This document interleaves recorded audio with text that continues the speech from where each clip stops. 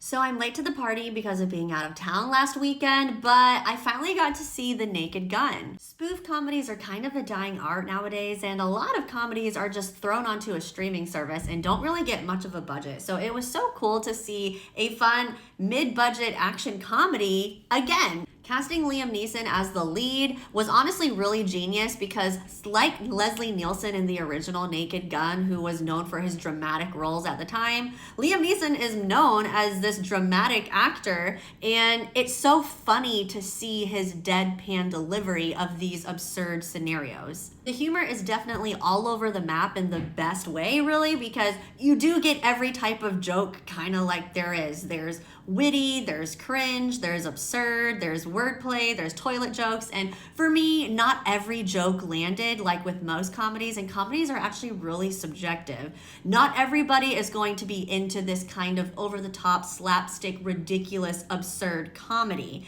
Now, for me, I'm typically not one to gravitate towards spoof movies more so than other types of comedy that are a bit more sharp and witty and cringe. That's a bit more my preferred comedy, but there were enough jokes in this to make me chuckle throughout it. I will say I wasn't like dying over laughing, buckled over the entire time like I've heard some people say. It also could have just been my theater that was a bit more quiet anyway, but base case, it does take a certain type of joke to make me laugh like constantly in a movie. So I wasn't constantly laughing, but enough of the jokes landed in this one that it was still enjoyable the whole time. Now, obviously what you're not going to get in this movie is some complicated plot that's just gonna blow your brains, because essentially the plot is just a through line to squeeze in as many jokes as possible. It's just a dense script with every type of joke there is, whether it be dialogue or things going on in the background or just